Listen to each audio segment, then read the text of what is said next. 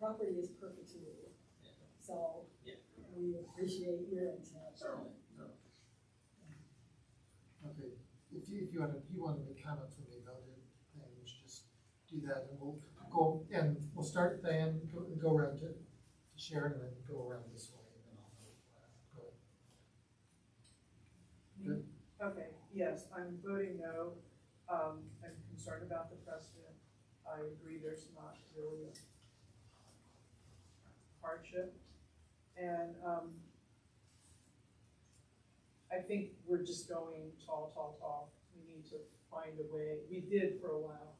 I think we did have a number that we were comfortable with voting for, and now it just keeps going up. I'm concerned about precedent. I'm concerned about, yes, non-enforceable aspect of this. So, no. Oh, I vote yes. These are kind of normal and typical that we're seeing right now. I mean, we're adjusting to today's living. I think it's nice that people want to invest money in property, or if they're going to move into another property outside of the community, they will give them the space they need. So thank you. I vote yes. I think that our criteria is enforceable to the extent that someone could be caught if they went outside of the requirements of the code. I'm gonna vote yes, but, I would have liked to see the plans, what the actual garage is gonna look like. I've seen some not turn out. We've said that we voted yes, and then it was really not appealing at that height. So I would have liked the same thing. I thought they were with it, they were in Yeah, there. there's elevation. Okay, I'll Sorry. Did you mean material? Material? What kind of materials? I'll go with Frank. Okay. Sorry. No, you go ahead. I'm gonna vote yes also, for a lot of the same reasons that, and I think it's, good that people want to, improve their properties, instead of, needing more storage. I'm gonna vote no. I'm seeing these applications become more and more consistent with higher and higher heights as more and more people do them, and it's starting to get used as a precedent for other people. You yourself have done so. I don't see a hardship here. I'd be very sympathetic to rebuilding at the existing height because it's the condition to purchase the property, and I think that would be a legitimate hardship on you to increase that by an additional 5.5 foot on top of what's already there is just too much. You are. You can do it. I'm gonna vote yes for the same reasons that I first supported. I'm also gonna vote yes for the same reason. So yes, I gave my reason. I probably should have done this in a different order, but that's, so it's approved, recommended approved to the commission by a vote of 7 yes, 2 no. This is with a condition of, or with a condition of no water or sanitation.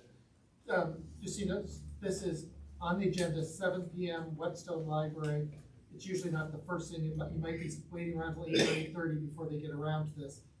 I can't promise you when it's going to be on their agenda, but they are a completely different set of people, and sometimes they do what we recommend, and sometimes they don't, and that's their prerogative.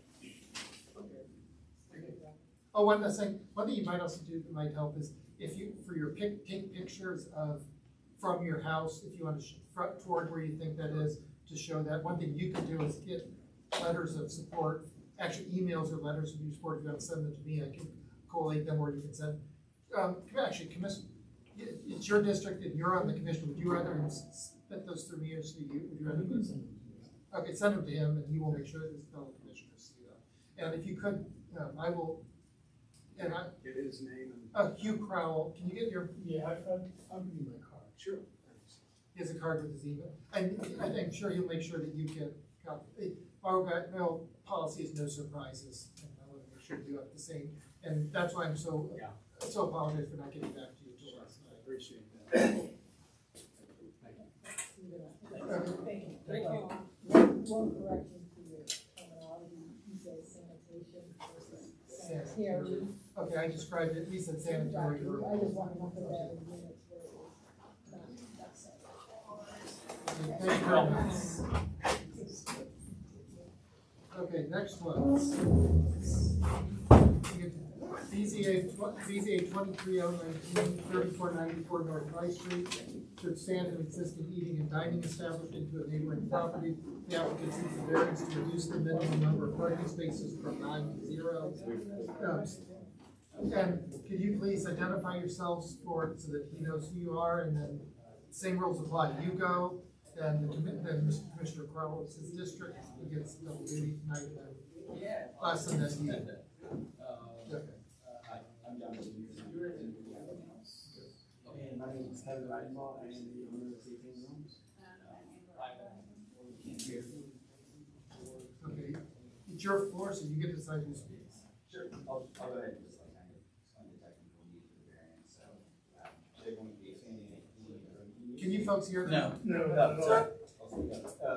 They're going to be expanding their eating and drinking use. They have a restaurant right now that's adjacent to the property that's the subject of this variance. I thought your voice sounds. Can you stand right there? That way you're going to project more, and they can make sure they hear that. Okay. So, we're going to be expanding the existing eating and drinking establishment that they have into an adjacent premise. And that premise used to be used as retail. Retail has a less intense parking requirement. So when you do that expansion, then there's required additional parking based on the intensity of the new use, which is eating and drinking. Our site has a hardship in that there is no place to put new parking. So there's not really a way for us to comply with the additional parking requirement on the site that we're at. And also, we think that the additional parking burden is mitigated by the installation of some bicycle racks, so they'll encourage bicycling. There's also a significant amount of transit, lots of bus lines are there, and it's generally a pedestrian corridor, which it's encouraged to have parking reductions where there's a pedestrian corridor like this one. So, one other note, so after going back and forth with staff to verify, our variance is actually going to be from 7 this year. The 9 is not, the 9 is not correct. That's the big change. And then I didn't get the screening form out to you before, so I brought copies of our, if you guys want to pass this around, it's up to you. I also sent in an email. Okay. I think they got it. Yeah. Yes. Tell you what, does anyone want a paper copy? Actually, why don't you offer him the paper copy since he came to speak? He came to listen on this and he doesn't share that. You could let him. That's a screening form we asked them to fill out. I'm sure we have extras. And then I don't know if you guys want to make general comments about expansion space or anything. Yeah, we're just excited about the expansion space. We've been in Clintonville now for, let's say, we opened in October 31st of 2020. We actually started off as a food truck. We started off over at River Chief Salon. Been doing it for about 4 years. We employ about 12 people right now. We have some health benefits for our people, and yeah, we try to use that in the community whenever we can. Yeah, that's Could you say what the business is? We didn't. Yeah, absolutely. The business, it's called Safe Hands Realm. We're a vegan deli. We make vegan sandwiches. Okay, and just for the record, this goes with the property, so whether, if you don't like vegan delis, so that's not a reason to oppose it. If you love vegan delis, that's not a reason to support it. I say that jokingly, but I do think that sometimes when we discuss restaurants, it's only natural for us to think, do I want to eat there? And I'm not a culinary critic, and I suppose if we make restaurant decisions based on my taste, this would be a much more boring. Although we would have had that one Kazakh place. I'm still bitter about that. Okay, Commissioner Crowell. Yeah, I communicated with them by email and also visited the restaurant and talked to them through the space. We talked about parking, and the parking is very difficult there, because my understanding is that you don't really have dedicated parking spaces to your restaurant. They're kind of shared by the businesses that are out back, right? Right. Is it 10 Oakland Park, is that the address of the other businesses? Yeah. Yeah. But you also said that I think the person who leases the space, technically you have 2 spaces back there, right? But they're not always available, right? Right. Okay. And, let's see. We talked about, I'm sorry, can I clarify that point? The leaseholder has 2 dedicated parking spaces currently? Is that correct? Yes. Okay. It's 1 for each unit, so 3496 is our existing unit, and then 3494 is the one we're expanding to, and so each space gets one. but do those have, I mean, my understanding is that they don't have like signs that say, this parking is for St. James Realm. That's correct. And is that something that's possible? I think that it possibly, there is one other tenant that does designate a spot, and it says just for certain hours that they need to make sure that that spot's reserved for them. So I'm sure that if we work with them, it could be a possibility. We also talked about the possibility of a shared parking arrangement with a neighboring business, or I don't know, and you said that you were working on something like that, but you might want to say more about that. Let's see, and there was no availability of parking, or like a use study done that I'm aware of. We talked about the sidewalk dining lease agreement that they're proposing for the sidewalk along Oakland Park, and that has not, they haven't yet applied for that because they're waiting to see about the parking first before they consider applying for that. And then the last thing we talked about was accessibility, ADA accessibility, and they have some hardships with regard to actually the way the restaurant is set up now. It's pretty inaccessible to people in wheelchairs because they can't put a ramp out on High Street because there's no room to put a ramp. It would just block the sidewalk. But with the addition of this space to the south, that has a rear entrance that's ground level, and they could conceivably bring people in that way.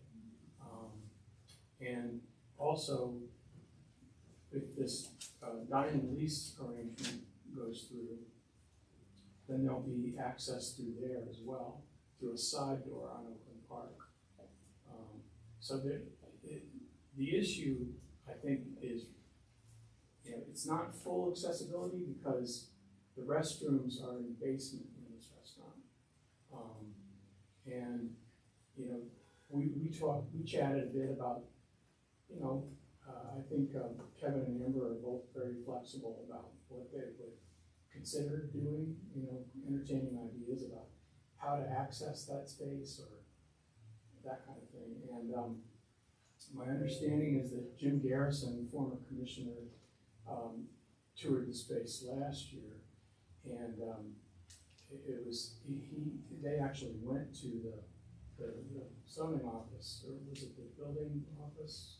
We had to talk to the building department. And they didn't seem terribly concerned about access to restrooms. So those are the issues that we talked about.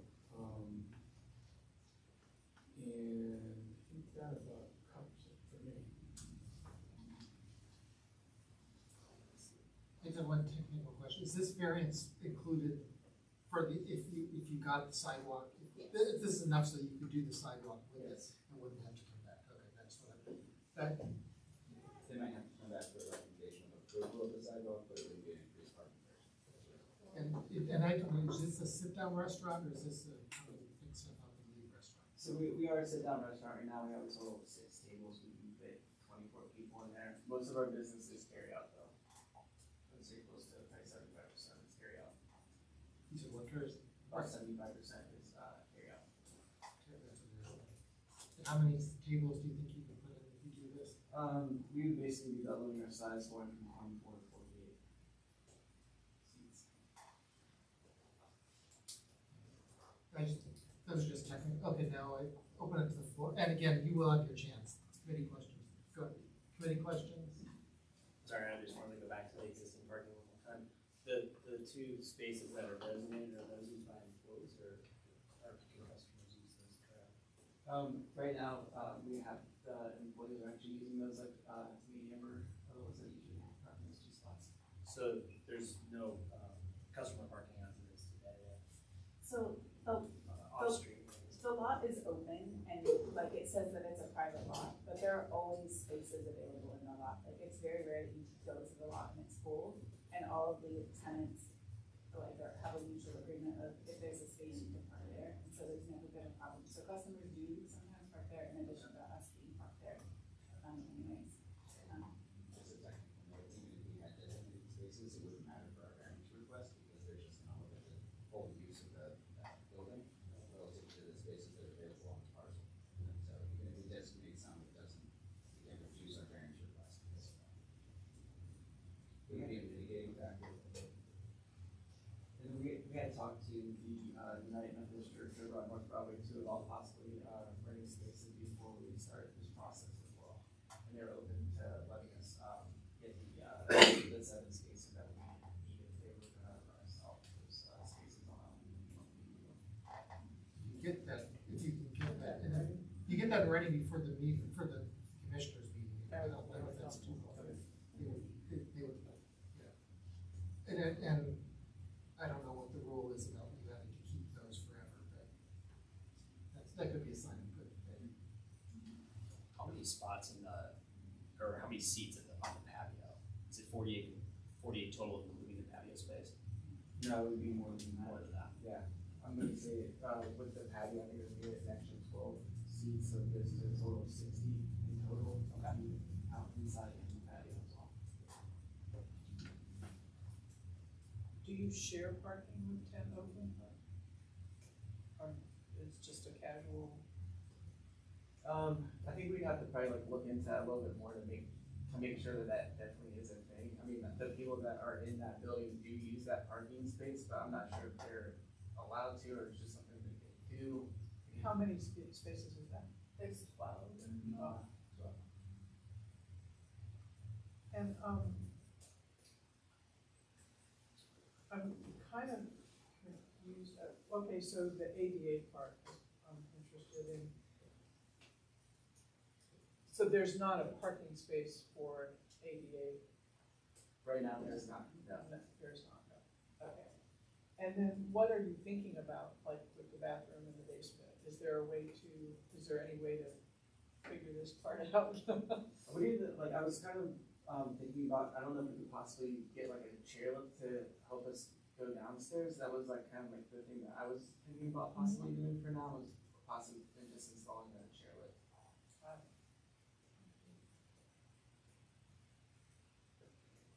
When I visited, I thought I saw a sign that said only reserved parking in that garage.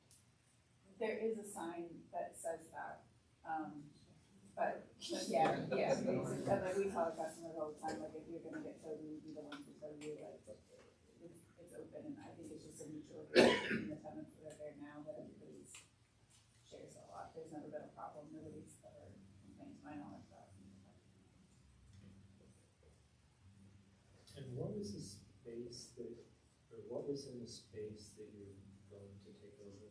It was It's Shins. the Taylor. Yeah, Shins Taylor. Yeah. Missing.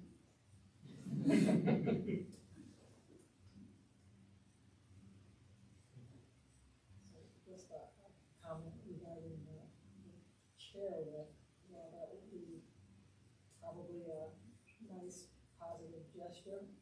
If someone's in a wheelchair, that's not really gonna matter, because they're gonna get to the bottom of the stairs if they can get out of their wheelchair into it, and they can't do it. And so there's probably, and it sounds like we've had some conversations, but the, ADA law typically requires that you do have to have full accommodations, including relative parking and, access, restrooms.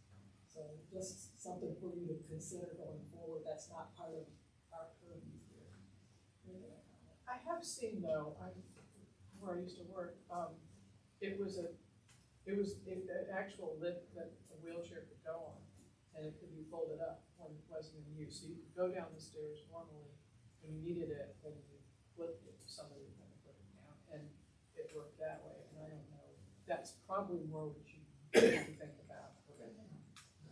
Yeah, I think, we don't know. I mean, Most of it, we're just. I've just seen it work. I would be careful on saying what the ADA requires, because I know enough about the ADA to know how little I know about the ADA. And I know there's rules for old buildings that are different than rules for new buildings. And it seems like this does have the possibility, does add some possibilities with the back door and the side door that they don't have right now. And they're not promising to use that. So it just opens up that possibility. I was like to ask you to be careful about making decisions on things that we're not, on laws we don't know. But you have not, you're not ADA compliant now, right?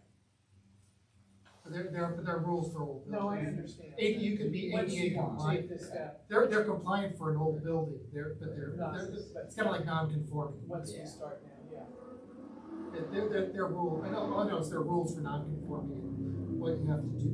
You do a certain amount, then you trigger the full rules, and I have no idea what. But I'm speaking vaguely enough, that I think I'd be. Yeah. Okay. Okay. Other questions from the committee? Does anyone know if Cadam has they were here? It's been probably 4 or 5 years. I'm assuming it's not your part, do you guys know? That's Catalina's thing.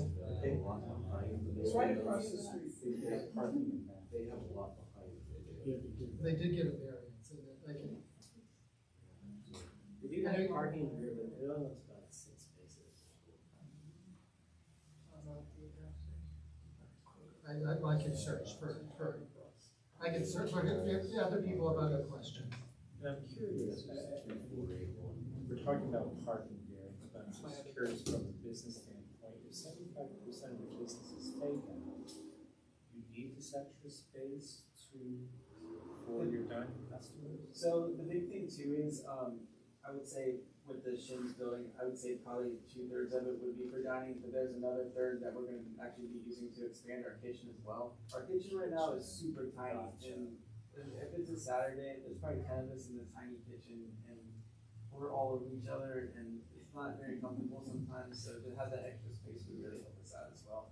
To be honest, that's like me being selfish, that's why I really want the kitchen space, so we have like a prep room, and Just like, when a person goes to buy a house or whatever, it's like, I want a 3-car garage, it's like, oh, you want a garage and a house to go live in. Here you want a larger kitchen with some dining space to go live in. Gotcha, now I understand. Okay.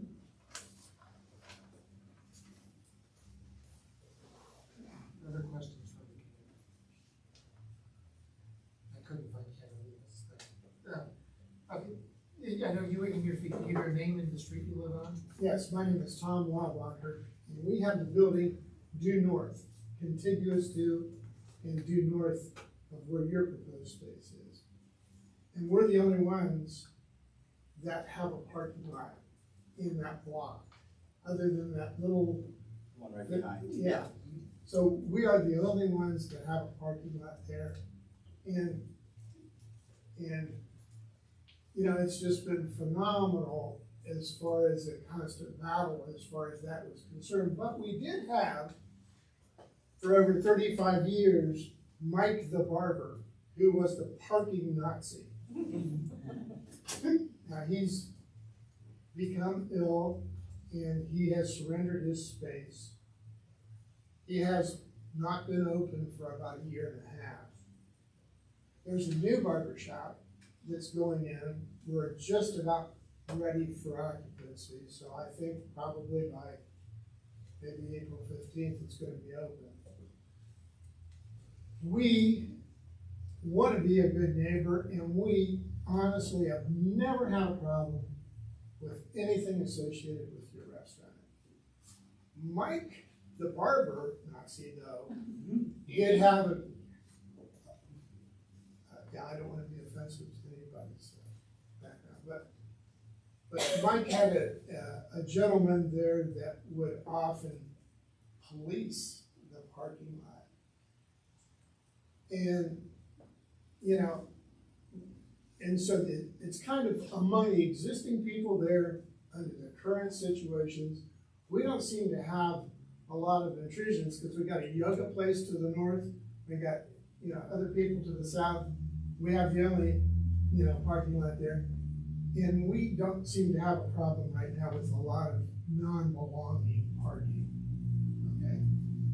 And so it's a concern because I empathize with your problem. Because we only have about 8 spaces and we have 5 businesses. So, you know, we barely have enough, you know, for our own people and workers. So our customers basically have to walk from wherever they're parking to their places. So we want to be a good neighbor.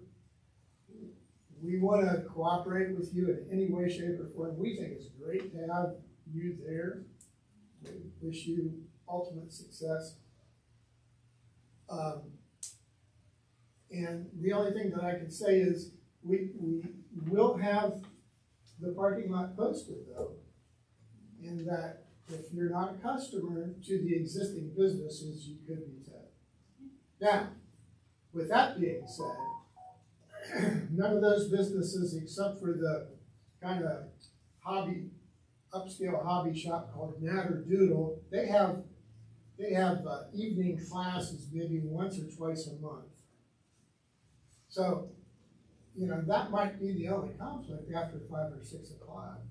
So, I mean, I don't know how much night business you do, and if a lot of it's carry out, but you're not gonna receive any objection. I gotta be careful how I say this, but you're not gonna have any. As I sit here, I can't see any conflict with some of your customers parking in our lot after 5 or 6 o'clock at night. I can't see a conflict there. The only conflict that I could see is if she's having a specialized class where she's pulling in the Natter Doodle person at 3514 or 3516. You know, she has some crafty type things where they're in there for 2.5 hours. But that's so insignificant that it's not going to be a factor. So I really basically wanted to welcome you. Basically, I don't think it's a problem. Basically, I want to empathize with your parking dilemma because we have it too, even though we have spaces, you know. And, you know, I don't know how I can help, but I do want to say that it will be posted. So we don't want to create a bad feeling. Because what happens is we're the bad guy, but it comes back on you if your customer's car gets tagged. And we don't want that to happen. So usually that doesn't happen. And with the clientele, we have a pretty quick turnover of our people. We don't have someone there that's longer than 25 minutes. So usually I don't really foresee a problem, but it's a concern. And so I just wanted to express that. But we'll cooperate with you in any way, shape, or form that we can. Thank you so much for coming out. Yeah. Thank you. Anyone else speak on this variance? Yes, Mary Rogers lives on. Yes, North Broadway. Where do your employees park now? Right now, they're usually parking on, most times parking on overall Oakland Park. But I will say that more than half of our employees live in Clintonville, and the majority of them walk to work. Well, I conducted a business in the same area for many years and never experienced a parking issue. Between the North Broadway Methodist Church and Oakland Mennonite Church. I noticed you don't have open hours on Sunday, And the relationship we always had with the churches was, you guys can park in our lot on Sunday morning, we'll just park in your lot the rest of the time. And there was never, I mean, there wasn't conflict, we just shared email addresses and that was the end of it. Okay. Now, the Kroger's not too happy about it. Oh, yeah. Just so you're clear on that. And of course, when the farmer's market's going on, it's a nightmare no matter who's parking where, so. Good. Other people commenting? Yes, sir. Greg Nutter, North Broadway. I just, with the two variances together, I just want a point of clarification, if you don't mind. You made reference to staff meeting notes, that they thought that was fine, had no objection to it. Is that correct? Yes, we got a staff report. So where is the staff report coming from? All the different departments of the city. The city they usually post on their website. I checked last night for the staff reports, they weren't posted on the website yet. Because I didn't, either that or I wasn't. I'm happy to send out the staff report to the community, but the city staff is gonna review what they think the variance would cause if there would be an issue. And traffic didn't make any recommendations that they thought we needed to do anything differently. And planning was also supportive of the variance, just based on the location and the fact that it has so many bus lines that are available there. They thought a reduction in parking was appropriate. Okay. So my point of clarification, does that apply to all variances? Yeah, the staff always makes a recommendation. Yeah, they do. The staff, and I know the commission sometimes, the commission would like sometimes for the staff to do before the commission sees it. But really, the way the city looks at it is there are two parallel courses to this case. This goes to Building and Zoning Authority. Right. And so the commission gives its opinion to Building and Zoning Authority, and the city staff gives its opinion to the authority. And if I usually search and see if I can find it, and if I find it, I distribute it. But as of now, unless there's something. Also, I am looking at it on the Mac, and sometimes it gets a little weird on the Mac. But A staff report, though, is the different departments. So traffic, planning, all have input from their particular perspective. I guess the point I'm getting at, it really doesn't apply to this variance, but the variance last month, was there a staff report for that project? If there was, if it was ready, I circulated it. I don't know if they got to that point.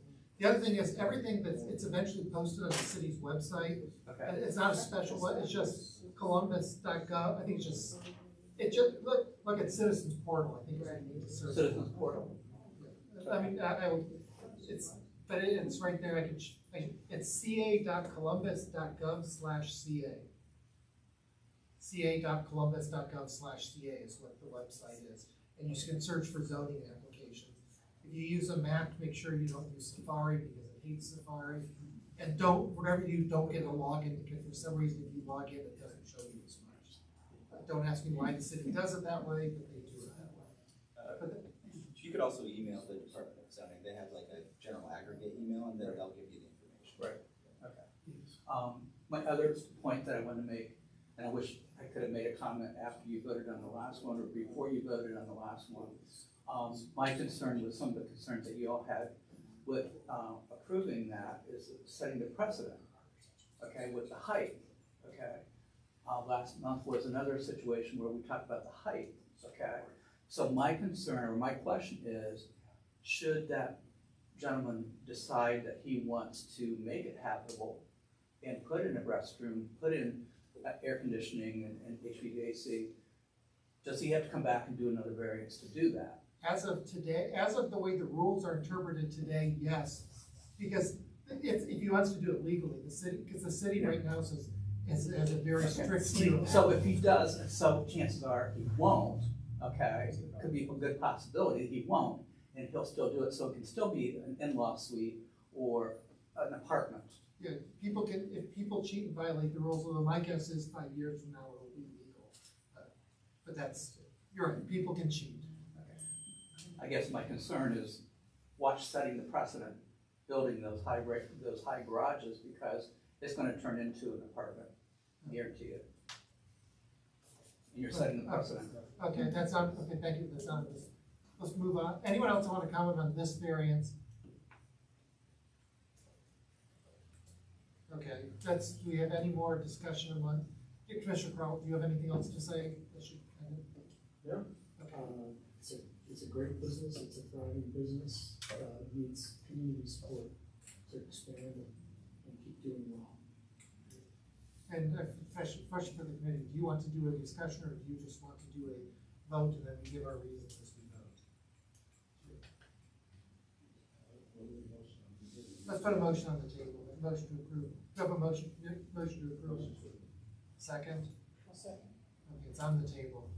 Do we want, do you want to have a discussion? Do you want to have a discussion now? It's open, Robert's rule says it's open for discussion. I would feel more comfortable if you had a parking arrangement in writing. I think this is, I love when we can use those when the small businesses, I mean, I think Clintonville, one of the beauties of the neighborhood is that it's been an incubator for such a long time of growing these tiny little things into something bigger and better. And so I'm super supportive of what you're trying to do here. I would like to have you go into the commission meeting with an agreement on it. Anyone else have any comment? You will get a chance to explain your vote issue.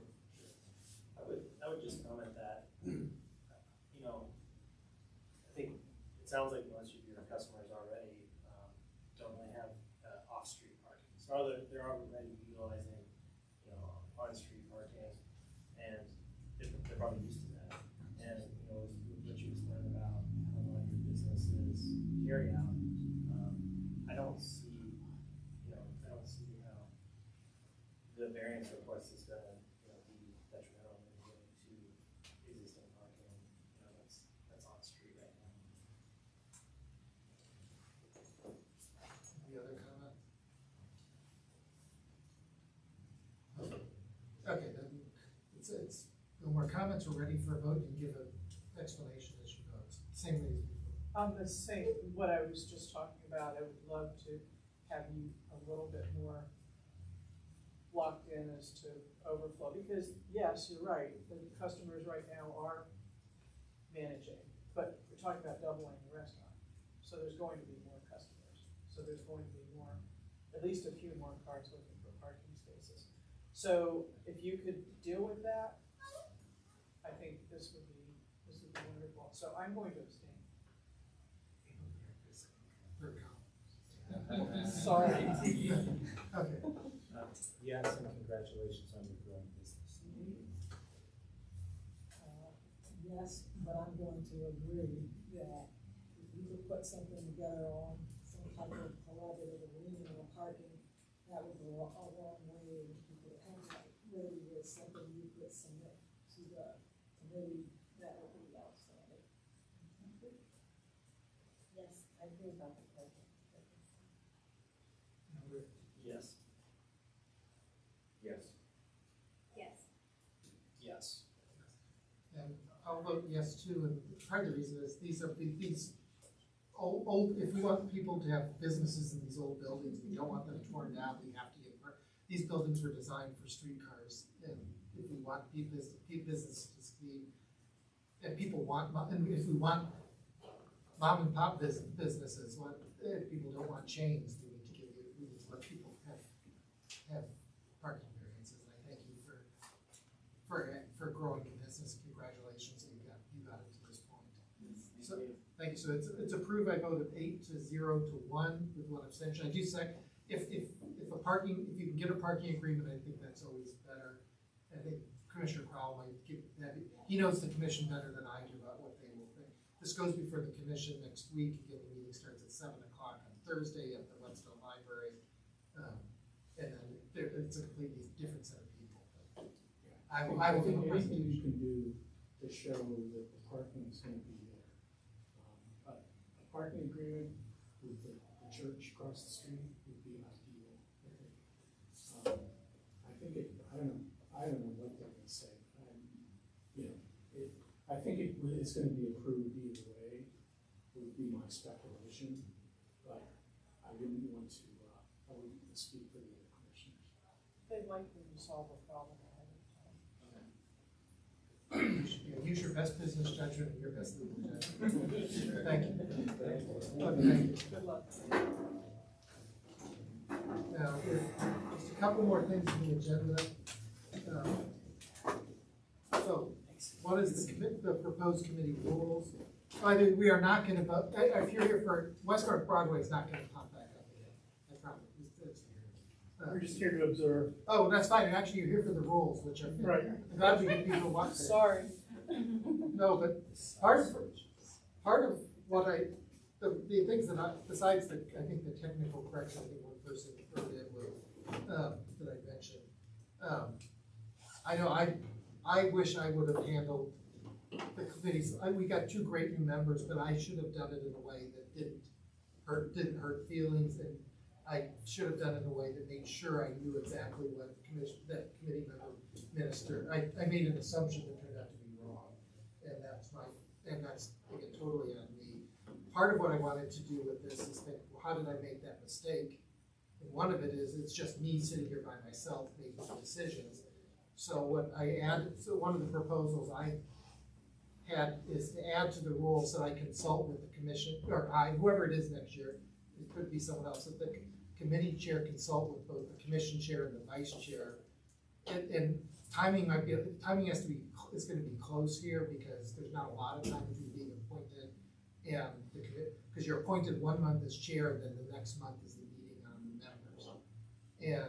But I thought having that at least forcing that conversation to occur means 3 brains have to be on something, and when you have 3 brains on something, you're less likely to do something, to make that kind of mistake and say, wait a minute, can you really make sure that that's correct? And the answer is no. And I also put in there that current committee members need to follow the same process as before, as everyone else. What is that? Let's see. I put in the existing committee, I see no motion to no, that's different. Committee membership expires according to the bylaws of the commission. Any member who wishes to be on the following year's committee must follow the procedures determined by the commission. Whatever the commission decides are those procedures. Because we serve the commission. So it's like everyone has to follow it. The chair shall promptly distribute meaning me, or whoever is the chair of this committee. The chair of the committee shall promptly distribute via email to the committee and via the zoning email list to the public any information the chair receives from the commission about the application procedure. And at least 10 days. Initially, I think I said at this 2 weeks, but I think one of the commissioners commented that maybe 2 weeks was too little time after the appointment, at least 10 days before the meeting in which the commission votes. For new committee members, the committee chair will consult with the chair and the vice chair about the list of applicants. The only thing I would change there is the way you phrase it is any member who wishes to be on the following year's committee. I could have just changed it to any person who wishes. And that doesn't seem to limit it to existing committee members, but any member of your public and committee member. So we're more inclusive to change that word to a person as opposed to me. Usually this won't be a problem, but sometimes in the past we've had trouble. I've essentially have to reach out to folks, which doesn't happen very often, which has happened. But any person who wishes. And along those same lines, in item 4 there, where you say the commission votes on proposed new committee members. Oh, I'd probably item 4 in your. Oh, first. No, new committee members. Everyone is a new committee member. I would say just on the proposed committee members for the following. Okay. For the next year, that way it doesn't seem to limit it to new members and not existing members. It's just new. Some way to phrase it, it's an entire slate of committee members, not just new members. That might be wording it like we misinterpreted. Okay, so you say it. Also, let's see, is the proper use of, I don't know where I put conduced. Where did I put that? Yeah, I don't know, figure it out. I didn't know where that came from. I think typographical errors. I assume the committee will give me permission to correct truly typographical errors between them. I will look. Item G, 20G, the chair has the discretion to limit public comment to the meeting can be conducive in a timely manner. I think that was conducted. conducted, okay. I will correct that. And, yeah, that's not new, and the reason of that is, like, last month we had a lot of people who wanted to speak on it. If we don't limit the time, that, I think you were there, everyone got to speak, and that's the whole point, that you've gotta have authority to limit things, otherwise you go. Because then you start bleeding. And then you don't make as good decisions. The other major change that I had is before I said that that motions to table were discouraged. But I think one thing the city is concerned about is area commissions using basically a pocket veto, and they want things to go in a timely way. And my thought is always, the one thing we owe an applicant is a vote if they want one. Now, it could be a no if we think they're not ready. They could get a no, we were always trying to say no, but I thought tabling their application against someone's will, I can't think of any time I would want to table an application against an I can't think applicant. of any time. But I think if we're gonna do that, maybe we should tell people that in advance, and that way they know. I think that's also a way of telling the city we're serious about keeping things moving. This is one thing the mayor is personally concerned about, is the length of the variance process. And he's more concerned about it on the city side, which is like 8 months on their side. Your wording clears up your intent there. You're referring to IMI. Yes. I think the wording there is now clearer than it is previously. Yeah, I just said strongly disfavored before, and strongly, what else did I do in here? I proposed changing the applicant shall return. We've never had clear rules about returning the screening form, and it's hard to be consistent about that, but we don't have clear rules. I usually just try to get folks, just get it to me so I can distribute it as best I can, because it's my thought. I always liked circulating them to the public. The reason I suggested 10 copies to the meeting instead of 9 is so that there's a copy that can be circulated among the people showing up, so that again, nothing should be hidden. Finally, the one I also added for just waiver of the waiting period, demolition period. For this committee, I suggest changing the deadline from notifying the public from 2 days to 24 hours before the meeting, because this is a 60-day waiver period, and if we don't, and you can, if they miss it, they can only have a few weeks less if they get us. So the idea is not to have them miss it. And the commission can always vote no if they think they're not ready, but at a certain point, applicants are just gonna say we're not worth coming to if we don't. And I always try to send it to Mary, maybe she would say, if that actually, Mary, is there a way that I didn't want to put it here officially because it seemed like you can't guarantee your role with it, but I always thought I usually try to send it to Mary because when I'm not, she's in charge of this. She leads this Clintonville Historical Society. Actually, then I'm now the immediate past president. See, that's why I did for you. But see, I don't. But maybe, do you think the Historical Society would want to have a formal role, like say that you be emailed with copies of this? Copies of the. I can message Jeffrey, and I'm sure he will be like, oh yeah, that sounds good. It's like, maybe send some, and maybe between now and the I mean, I'm commission. already on the email list, so. Yeah. You know, I'm happy to pass on. But I also want to make sure, the idea is And I am still on the board as the immediate past president. I serve on that board. I think I do have a good idea of what's historic or not, but I don't want to find out that I'm wrong at an angry meeting. But I all of a sudden discovered this is a building that's much more important to people than Then you ever do your own. because people make mistakes. Exactly. So maybe we put in line that there's no chance you folks at least, you folks are, this is a 1-year rule, so we can, for the next year, we can put Been something. around for over 25 years, I think. So what's the best way to put that in? For the meeting, provided that email notice is sent to the zoning email. Or you could send it a Facebook message if you want. All commissioners and to any person okay. How about the designated city liaison? I'll put it, let's see. Where's the best place to put this in? Item 15. Item 15. Email notice sent to the zoning email list, committee members, all commissioners, designated city liaison.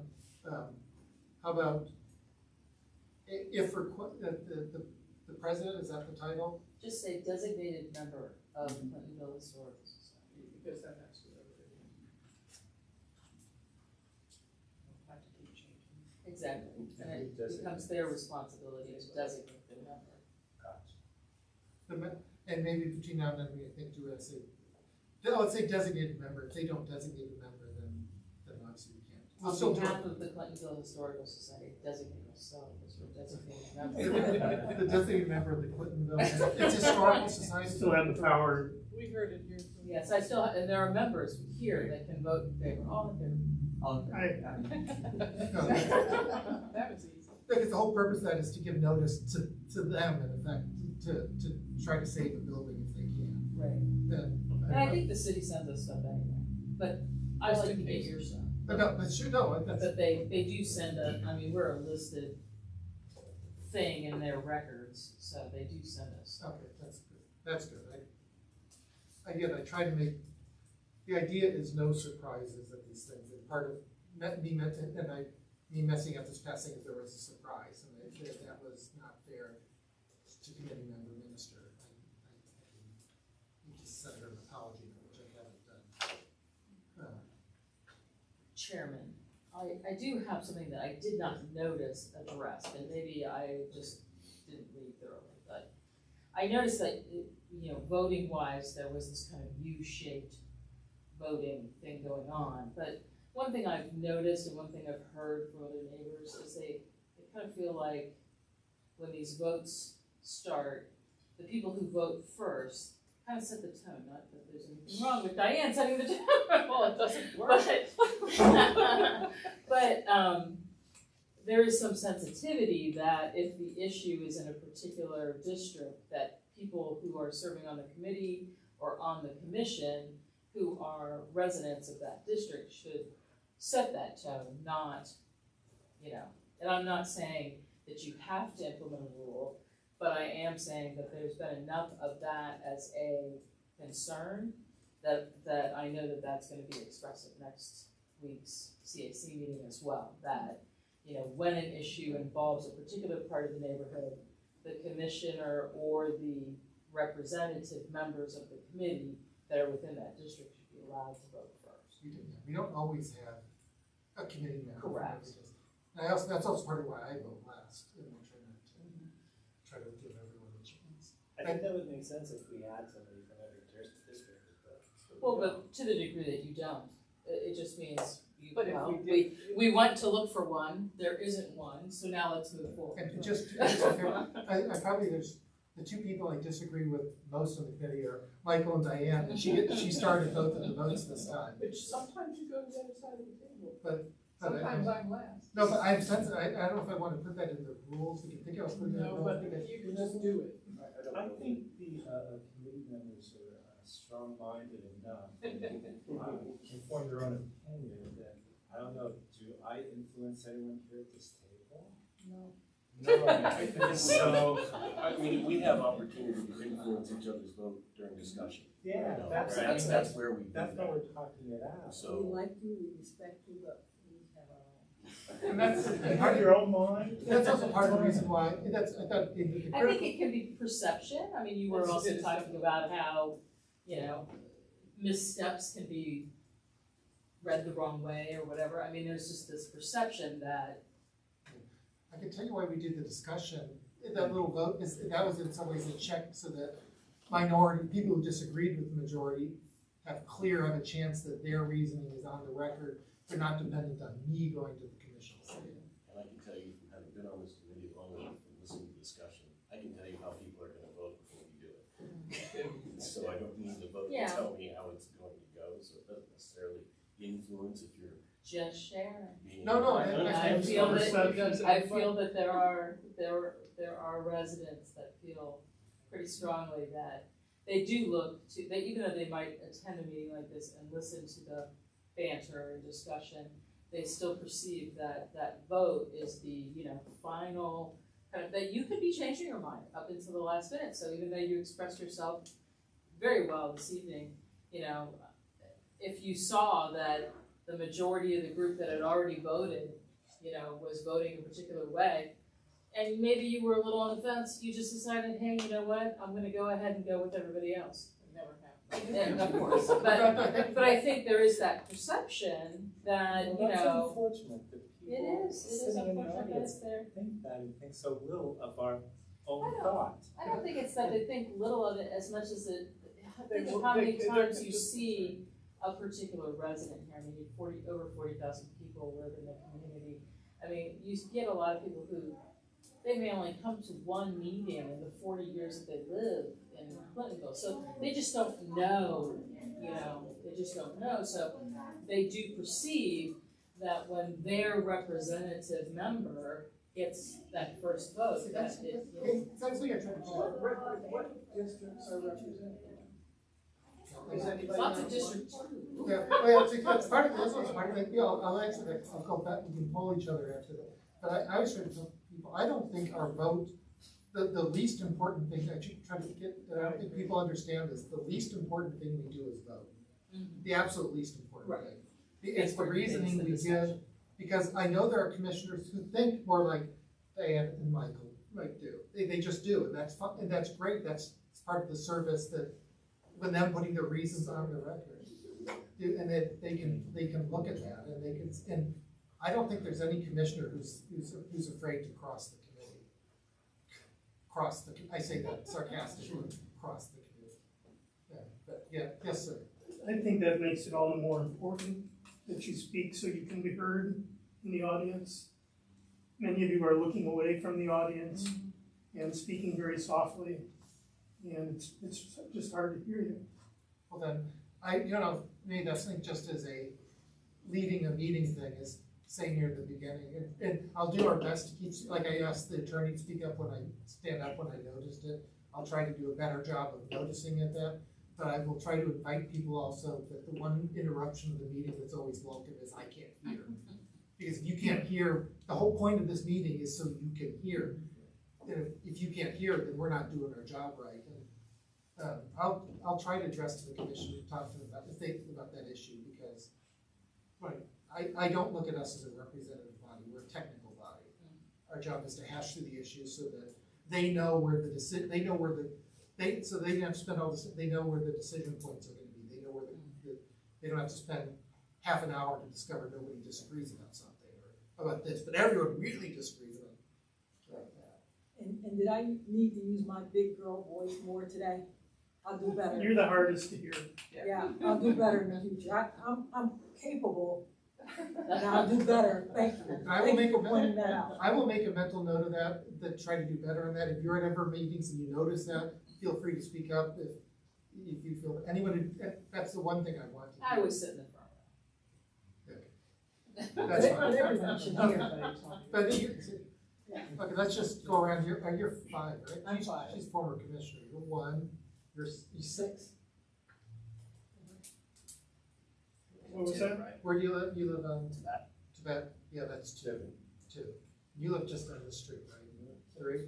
No, Tibet's 1. Tibet's And it's Tibbet. I know. Yeah. I'm sorry. I know that too. I was thinking about that when I came here. I was like, are they gonna, someone call me out for that? Okay, and you live in 2. And you live in 9. And I live in 3. So we have 2. We don't have a 6 or. We have a 6. We have 6. 2 1s and we have 2 3s. We don't have a 8. And it's true. There's no requirement in our No. rules that we have a representative from each district. That's what the full commission is for. As you stated, we're here to hash through some of the more technical issues as opposed to the district views necessarily. Yeah. And then, as far as the district view, the commissioner from the district of Variance that's before us always gets a chance to make a report. So we do have district view recorded, or representative for every variance that comes before us. They speak before anyone on the committee does. If they come. If they If come. they come. Yeah, Which they don't usually. yeah, the area commission, that's what But they are given the opportunity to do so. Absolutely. actually, I think, is that in the, I think I may have put, And often when they don't show up, we get an email that Steve will read from From them. yes. That's basically.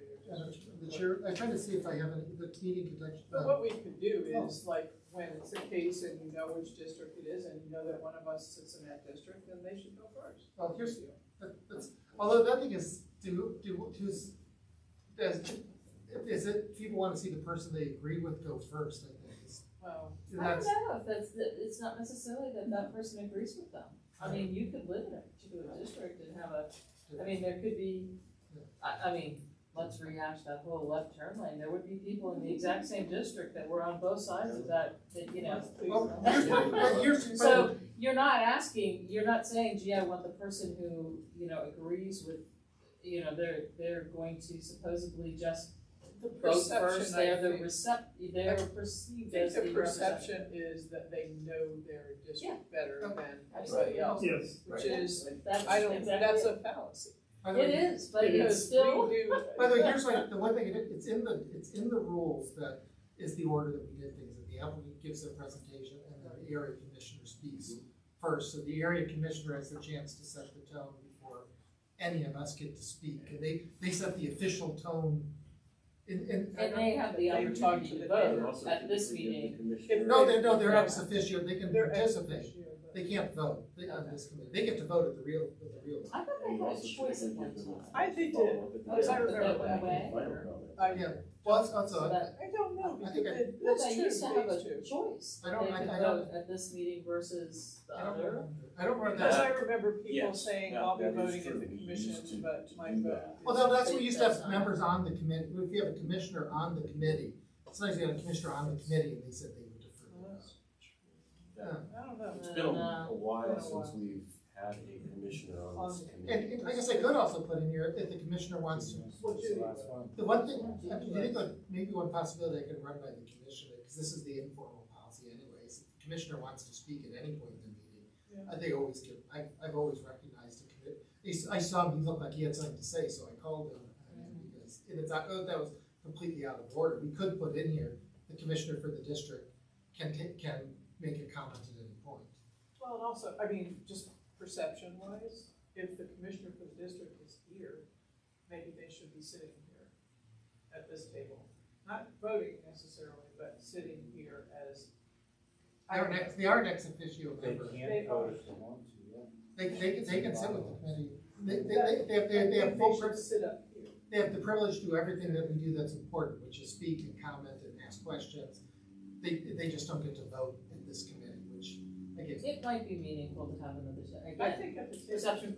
I can mention at the meeting that one thing, or maybe that just remind you that you have the right to sit at the table at the committee meeting and participate with everything but the vote, and then you get the real vote when you come here in the library. Just remind them of that. But I think perception. I think they also ought to be encouraged to attend the zoning meeting if there's Well, a variance in their area. It should be required. Yeah, I agree. Volunteers. Yeah, It is required. Check in. If I have to choose between my child's soccer game. I would think and if I you, think we're. if the No, it commissioners, doesn't sound but I think if the commissioners took the job seriously, like they should be here when there's a variance in their area. But again, sometimes. That's, the sometimes committee we're rules, the committee like rules, balance, whatever. the committee rules can't control commissioners. Can't you encourage? Yeah, I could tell them that, I think this accommodation of sitting at the table, encouraging, I think all that's good. I can encourage them to sit at the table. Like, And that's that needs to within, be right. that's within the appropriate committee rules, to say under the bylaws, you are an ex officio member, you can sit at the table, and ex officios have all privileges but voting. Right. And again, I just remember, voting, our vote, their vote matters, our vote doesn't. Right. No, the city doesn't care what our vote was. City doesn't care. Well, they care, the thing is, There we go. I think the city cares, they just don't, it's just not a feature. Is there anything else in here that, oh, by the way, just, it came up today, I did put in, the requirement, and this, you can tell this is, a lawyer used to have to deal with mailbox rules, as part of my job, which we thankfully don't have to deal with pretty much any place anymore. But there used to be the US Supreme Court used to require that things be postmarked by a certain day. Everyone else just required that you get it in a US mail receptacle by a certain day. The rules here, and when I say I mailed it. I mailed it, I was thinking that's what the rule said, and yes, would it make any difference if I got there, and I did it at 10 PM on Wednesday versus 2 AM on Thursday? No, but that's the line, and I thought there just has to be a line somewhere. And given volunteers and given like work schedules, and sometimes I can have, that just gives me a day, that gives me Tuesday night to get this stuff done, for Wednesday. I think I got it on Wednesday. It it lets me finish it on Wednesday. I think last Tuesday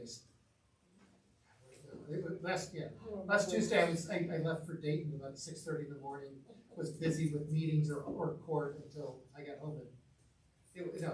And the reality is, this person can come to the CAC meeting. Anybody who got their notice late can come to the CAC meeting. They missed this discussion, but they still there for that. But yeah, and Stephen, I guess that came up tonight too, is you wanna clarify your response time when somebody emails you a question.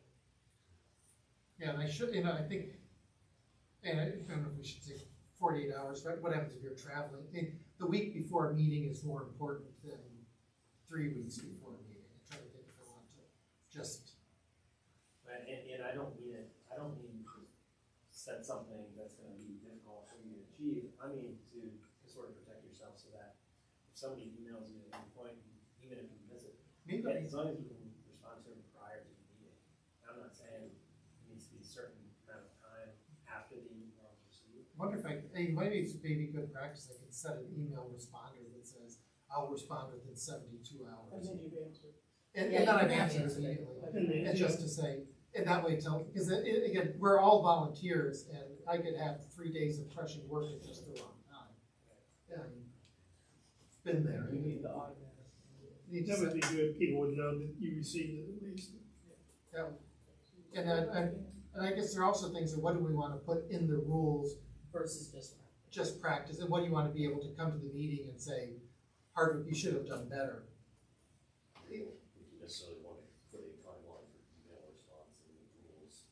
That gets difficult. I think you covered it with the mailing out the notices via postal mail. I should have done information, maybe in that include the information about the citizen portal, so they can go to the website and get the information and mail that out. That way the website's in the physical mail they get, and they can go and check out the application for themselves on the website. The other place they can do it is when they send out, and I don't know how helpful. The nice thing I like about Twitter is that it's a public feed. You don't have to be it's not like Facebook where it's behind a wall. It's tell folks you can look at, and when I send out the email list, it automatically posts a link onto the Clintonville AC at Clintonville AC on Twitter. I think that's pretty much the only thing that goes on there right now is those notices.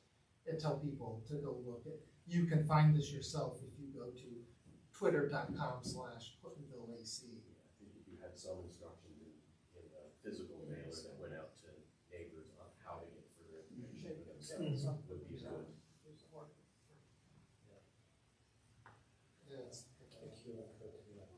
That's also one thing I've started doing. I didn't put it in the rule, but I've started when I have it ready, when I send out the agenda, sending out and putting links to the PDF of the public notice just so people see what I've sent. I thought I didn't like the idea that people didn't see what. Your communication protocol is so much better than 5 years ago. It just tightens up. Normally, Don't beat yourself up. yeah, you're doing great. But always want to improve. More is good, Always but want to don't feel like you haven't done so. I mean, geez, if I would compare what this was like, even like I said, 5 years ago, I mean, you're like rocket ships. That's part of my job. As the lawyer. The lawyer means is the no surprises rule. Yeah. Yes, we have to make a recommendation. So if we make a recommendation, here are the proposed changes I had. And see if this is a suggested motion to approve with the following amendments. Let's say start at the beginning, organization that in paragraph 3, the second line, member be changed to person. That in item 4, the second line, that we delete the word new, so it just says committee members, not new committee members. And then we add the words for the following year. So committee members, so it says in new committee members, it says committee members for the following year. We didn't have any changes on that. And on 15, line 5, line 6, which is the top of page 3, it said, add after designated city liaison, the designated member of the Clintonville Historical Society. That way they get, correct the typo in 20G, which is from conduced to conducted. I think that was it.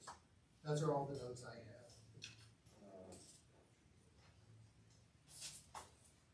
And then I is as you have the underlying part.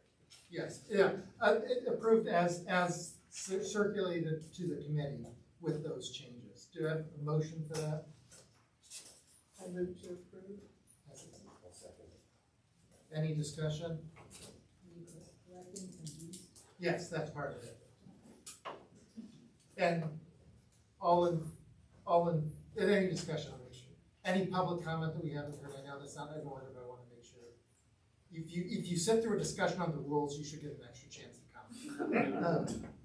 So then let's do a roll call vote. Just to clarify real quick, paragraph 3, what did you do? We changed member, and it says in the second line, we changed member to person. And that's everything, Dan? District 5 says yes. Yes. Yes. Yes. Yes. Yes. And the chair votes yes as well. I think there's one last thing on the agenda I have to do, which is just an announcement. That we do have an application for next month. The main reason I put this on the agenda was, again, let people see the application a month early by wait. And the next meeting, the Clintonville Area Commission will be April 6th at 7 p.m. Our next meeting is April 26th here at 7 p.m. Do I have a motion to adjourn?